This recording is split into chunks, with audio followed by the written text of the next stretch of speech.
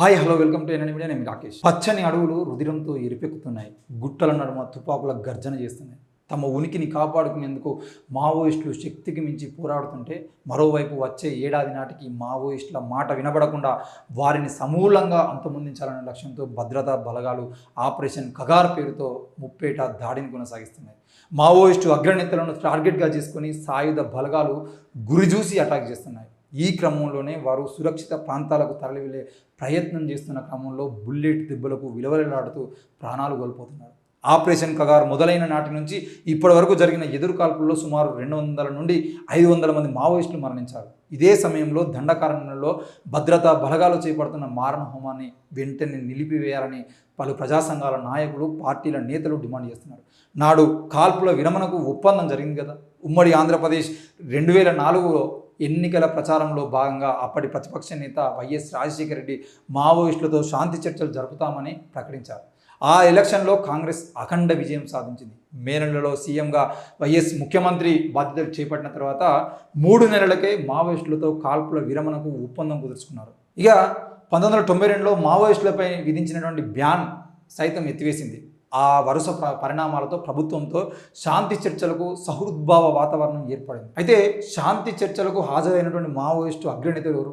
మరి ఎట్టకేలకు ప్రభుత్వంతో మావోయిస్టులు శాంతి చర్చలకు సమయం రానే వచ్చింది. 2004 అక్టోబర్ 15 నుంచి 18 వరకు నాటి హోంమంత్రి జానారెడ్డి ఆధ్వర్యంలో హైదరాబాద్లోని మర్రి చెన్నారెడ్డి మానవ వనరుల అభివృద్ధి సంస్థ కార్యాలయంలో చర్చలు జరిగాయి. ఈ భేటీకి సిపిఐ మావోయిస్టు పార్టీ నాయకులైనటువంటి Akkiraju Haragopal alias Ramakrishna, RK Chelam alias Sudhakar, Gajarla Ravi alias Ganesh, Janashakti నేత రియాజ్, అలాగే కూర దేవేందర్ అలియాస్ అమర్లు హాజరయ్యారు. వారితో హోంమంత్రి ఆధ్వర్యంలోని 4 సభ్యులతో కూడినటువంటి కేబినెట్ సబ్ కమిటీ భేటీ అయింది. సమావేశంలో భాగంగా గిరిజన భూముల రక్షణ, భూ సంస్కరణలు, గిరిజన హక్కులు, ప్రాథమిక హక్కులు, ప్రజాస్వామ్య హక్కుల పునరుద్ధరణ, దళితులకు సామాజిక న్యాయం, అన్ని రంగాల్లో మహిళలకు సమాన హక్కులు, మైనార్టీల రక్షణే ప్రధానాంశాలుగా చర్చలు జరిగాయి. మరి ఆ చర్చలు విఫలం. మావోయిస్టులపై ప్రత్యక్ష యుద్ధం కూడా జరిగింది. ప్రభుత్వంతో మావోయిస్టుల శాంతి చర్చలు విఫలమయ్యాయి. ఆయుధాలు వీడి జనజీవన స్రవంతిలోకి రావాలని కోరడంతో అందుకు వారు అంగీకరించలేదు. శాంతి చర్చలు ముగిసిన మరుసటి రోజు నుంచే అప్పటి వైఎస్ రాజశేఖర రెడ్డి సర్కారు మావోయిస్టులపై ప్రత్యక్ష యుద్ధాన్ని ప్రకటించింది. డీజీపీ స్వరణ్జిత్ సేన్ ఆదేశాల మేరకు పోలీసులు, గ్రేహౌండ్ సిబ్బంది వరుస కూమింగ్ ఆపరేషన్లు చేపడుతూ రాష్ట్రాన్ని ఎన్కౌంటర్లతో అట్టుడికించారు. ఈ పరిణామాలతో మావోయిస్టులకు ప్రభుత్వంపై విశ్వాసం దెబ్బతిన్నది. వరవర్రావు, గద్దర్ వంటి ప్రముఖులు శాంతి చర్చలను కొలికి తీసుకొద్దామని ప్రయత్నించినా విఫలయత్నమే అయింది. ఒక్కొక్కరుగా ఎన్కౌంటర్లలో ఆ 4 మృతి చెందారు. 2004 శాంతి చర్చల్లో పాల్గొన్న మావోయిస్టు అగ్రనేతలు ఒక్కొక్కరుగా వరుస ఎన్కౌంటర్లో ప్రాణాలు విడిచారు.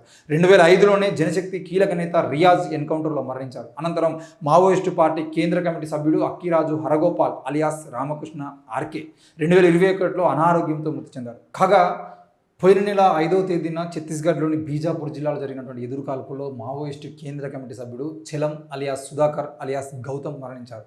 అలాగే మారేడుమిల్లి, రంపచోడవరం మండలాల సరిహద్దులో జరిగినటువంటి ఎన్కౌంటర్లలో మావోయిస్టు సెంట్రల్ కమిటీ సభ్యుడు, ఏఓబి స్పెషల్ జోన్ కమిటీ కార్యదర్శి గాజర్ల రవి అలియాస్ గణేష్ అలియాస్ ఉదయ్ మృతి చెందారు. అయితే 2004 శాంతి చర్చల్లో పాల్గొన్నటువంటి 5గురిలో ఒకే ఒక్కరు ప్రాణాలతో ఉన్నారు. అతడే జనశక్తి నేత కూర దేవేందర్ అలియాస్ అమర్. ఆయన స్వయాన భారత కమ్యూనిస్టు పార్టీ మార్క్సిస్టు లెనినిస్టు జనశక్తి నేత కూర రాజన్న తమ్ముడు, అరుణోదయ విమలకకు సహచరుడు.